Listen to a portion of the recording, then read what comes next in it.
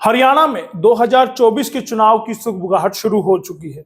चुनाव के इस मौसम में अब बड़े बड़े नेता अपने हरियाणा की धरती पर दस्तक देंगे। लिहाजा आज के इस एसएनए में हरियाणा के नेता जो केंद्र में सक्रिय है उनके बारे में जानेंगे। बात करेंगे केंद्रीय मंत्री भूपेंद्र यादव की।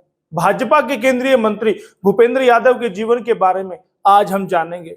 अब आप कहेंगे कि भूपेंद्र यादव ही क्यों, तो जवाब यह है कि एसएनए में हम हमेशा हरियाणा के नेताओं के बारे में, उन नेताओं के बारे में जानते आए हैं, बताते आए हैं।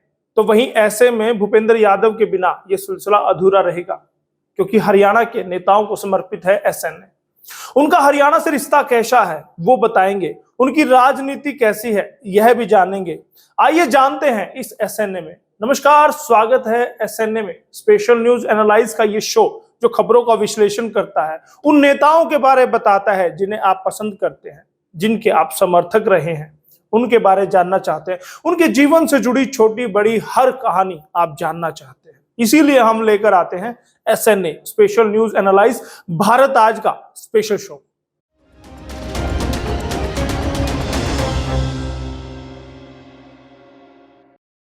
भूपेंद्र यादव का जन्म 30 जून 1969 को हुआ।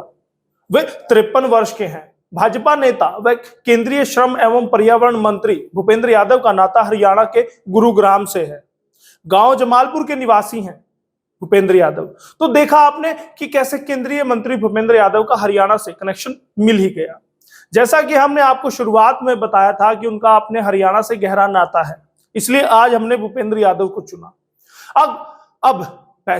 अब आगे उनके जीवन के बारे में जानते हैं। रेलवे में नौकरी करते थे भूपेंद्र यादव के पिता। केंद्रीय मंत्री भूपेंद्र यादव के पिताजी कदम सिंह यादव रेलवे में नौकरी किया करते थे। वे कई वर्षों तक अजमेर में तैनात रहे, लिहाजा इस वजह से पूरा परिवार राजस्थान के अजमेर ही कई वर्षों तक रहा। भूपेंद्र यादव ने स्कूल से लेकर कॉलेज तक की शिक्षा राजस्थान में ही ग्रहण की है, लिहाजा उनके पालन पोषण के हिस्से राजस्थान का प्यार भी आया। छात्र राजनीति से केंद्रीय मंत्री तक का सफर किया तय। भूपेंद्र यादव ने छात्र राजनीति से लेकर केंद्रीय मंत्री बनने तक का सफर तय किया है। भूपेंद्र मात्र 7 साल की उम्र में ही आरएसएस यानी कि राष्ट्रीय स्वयंसेवक संघ से जुड़ गए थे। बस फिर क्या था, यहीं से जो सिलसिला शुरू हुआ वो धीरे धीरे आगे बढ़ता गया। फिर भाजपा से जुड़े और फिर आज देखिए केंद्र में मंत्री तक बन चुके हैं। सरकारी नौकरी नहीं थी पसंद। ये अपने आप में बड़ा रोचक है कि भूपेंद्र यादव बेशक आज खुद सरकार का हिस्सा हैं, लेकिन उन्हें खुद सरकारी नौकरी का शौक नहीं था।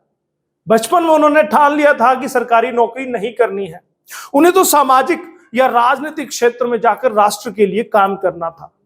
इसी विचार के साथ वे बड़े हुए और धीरे धीरे आगे बढ़ते रहे। उसी सोच के बलबूते आज वे राजनीति में मुकाम हासिल कर पाए हैं। बेटे की उपलब्धि पर पिता को है गर्व। बेटा जिंदगी में जो सोचे उसे पूरा कर दिखाए तो भला किस बाप को गर्व नहीं होगा। मंत्री भूपेंद्र यादव के पिता ने भी अपने बेटे की उपलब्धि पर गर्व जताया था। उन्होंने कहा था कि एक पिता की जो जिम्मेदारी होती है उन्होंने केवल वही निभाई। पिता की जिम्मेदारी होती है बच्चों को शिक्षा दीक्षा देना, यह जिम्मेदारी उन्होंने निभा दी। आज भूपेंद्र जो भी है वह उनकी मेहनत है, इसमें उनका यानी कि उनके पिता का कोई योगदान नहीं है। पिता बेटे की उपलब्धि से खुश है। उनके बेटे ने यह दर्शा दिया कि यदि आप पूरी ईमानदारी, पूरी निष्ठा से काम करते हैं तो फल मिलना स्वाभाविक है। कानून की पढ़ाई के बाद राजनीति में रखे थे कदम। भूपेंद्र यादव ने कानून की पढ़ाई की है और उन्होंने पढ़ाई पूरी करने के बाद ही राजनीति में कदम रखे। पहले जहां वे आरएसएस से जुड़े हुए थे तो वहीं भाजपा की राजनीति में भी सक्रिय होने लगे थे। भूपेंद्र यादव ने कई वर्षों तक अधिवक्ता परिषद में भी काम किया है। इसके बाद वो धीरे धीरे राजनीति की सीढ़ियां चढ़ते गए और फिर उन्होंने कभी पीछे मुड़कर नहीं देखा। कई बड़े मामलों में आई उनकी वकालत काम। साल 2000 में उन्हें अखिल भारतीय अधिवक्ता परिषद का महासचिव नियुक्त किया गया और 2009 तक वे इस पद पर रहे। वह लिब्राहन आयोग के सरकारी वकील थे, जिसने 1992 में बाबरी मस्जिद के विध्वंस की जांच की थी। वह ऑस्ट्रेलियाई मिशनरी ग्राहम स्टेन्स की हत्या मामले में भी वकील थे, जिसकी जांच न्यायमूर्ति वाधवा आयोग ने की थी। 2010 में भाजपा में मिला बड़ा पद। भूपेंद्र यादव को साल 2010 में भारतीय जनता पार्टी में बड़ा पद मिला था। वे भाजपा के राष्ट्रीय सचिव नियुक्त हुए थे। फिर उसके बाद 4 अप्रैल 2012 में उन्हें राज्यसभा के सदस्य के रूप में चुना गया। इसके बाद उन्हें कई राज्यों में हुए विधानसभा चुनाव के लिए बड़ी अहम जिम्मेदारियां दी गई। भाजपा के लिए बने थे युद्ध कक्ष रणनीतिकार। भूपेंद्र यादव के कामकाज को देखते हुए भाजपा ने उन्हें और भी कई बड़ी जिम्मेदारियां दी है, जैसे कि विधानसभा चुनाव के लिए उन्हें युद्ध कक्ष रणनीतिकार बनाया गया था। बात साल 2013 में राजस्थान के लिए, साल 2017 में गुजरात के लिए, झारखंड के लिए साल 2014 में और फिर उत्तर प्रदेश के लिए साल 2017 के समय वे भाजपा के युद्ध कक्ष रणनीतिकार थे। विधानसभा चुनाव में अपनी पार्टी के लिए ठोस जीत हासिल करने के पीछे युद्ध कक्ष रणनीतिकार भूपेंद्र यादव ही रहते हैं। इसी के साथ यादव को 2020 के बिहार विधानसभा चुनाव के लिए भाजपा का प्रभारी भी बनाया गया था। बात करें साल 2021 की, साल 2021 में केंद्रीय कैबिनेट में शामिल हुए थे भूपेंद्र यादव। राजनीतिक कद में लगातार वो बढ़ते जा रहे थे, उनका कद बढ़ता जा रहा था। छात्र राजनीति से जो उन्होंने चलना शुरू किया तो फिर पीछे मुड़कर नहीं देखा। इसी मेहनत का नतीजा रहा कि भूपेंद्र यादव को केंद्रीय कैबिनेट में अहम जिम्मेदारी मिली। भूपेंद्र यादव पूर्व के गुड़गांवा, आज के गुरुग्राम में युवा मोर्चा के अध्यक्ष भी रह चुके हैं। मोदी सरकार के दूसरे टर्म के समय साल 2021 में भूपेंद्र यादव केंद्रीय कैबिनेट में शामिल हुए। तब भूपेंद्र यादव को श्रम मंत्रालय का कार्यभार सौंपा गया था। सिर्फ इतना ही नहीं, उनके पास पर्यावरण, वन और जलवायु परिवर्तन विभाग भी थे। गृह मंत्री अमित शाह के हैं विश्वास पात्र। अगर बात करें भूपेंद्र यादव की, केंद्रीय गृह मंत्री अमित शाह के सबसे विश्वसनीय यानी विश्वास पात्र लोगों में से एक है। तभी तो जब मोदी सरकार के दूसरे कार्यकाल के समय फेरबदल हुआ था तो फिर कैबिनेट मंत्री बनाए जाने के ठीक एक दिन के बाद ही उन्होंने पदभार ग्रहण कर लिया था। कमिटी मैन की मिली थी उपाधि।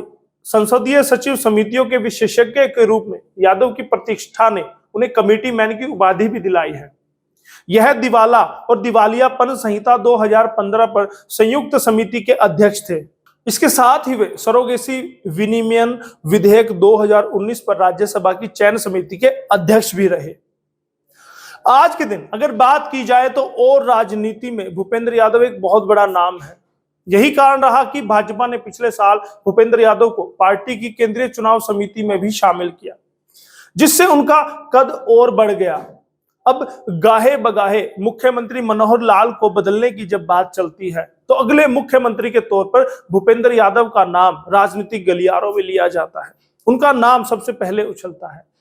अब देखना होगा कि जब 2024 के चुनाव की बिसात बिछाई जाएगी तो तब भूपेंद्र यादव को कहां फिट किया जाता है, क्या जिम्मेदारी उनको दी जाती है, क्या उन्हें प्रदेश की राजनीति में कोई बड़ी जिम्मेदारी दी जाएगी या फिर वो केंद्र में ही दोबारा से जाएंगे, ये भी देखने वाली बात होगी। और जितने भी समर्थक, जितने भी कार्यकर्ता भाजपा और भूपेंद्र यादव के हैं वो शायद इससे इत्तेफाक भी रखते होंगे, क्योंकि उनका कद बहुत बढ़ चुका है। बहुत बड़े स्तर के कद के वो नेता बन चुके हैं। अब वो हरियाणा नहीं पूरे देश में जाने जाते हैं। आज का एसएनए आपको कैसा लगा हमें जरूर बताइएगा। और लगातार एसएनए में किन किन राजनेताओं को आप सुनना चाहते हैं, किन के बारे आप जानना चाहते हैं, हमें कमेंट करके जरूर बताते रहिए। अगर आप चाहते हैं कि आपके नेता के बारे में एसएनए में रिपोर्ट आए तो आप हमें कमेंट कर सकते हैं। बहुत बहुत धन्यवाद। एसएनए के लिए ये रिपोर्ट लिखी थी पूनम दुबे ने और कैमरे पर थे दीपक और मैं आपका दोस्त यशपाल खंज।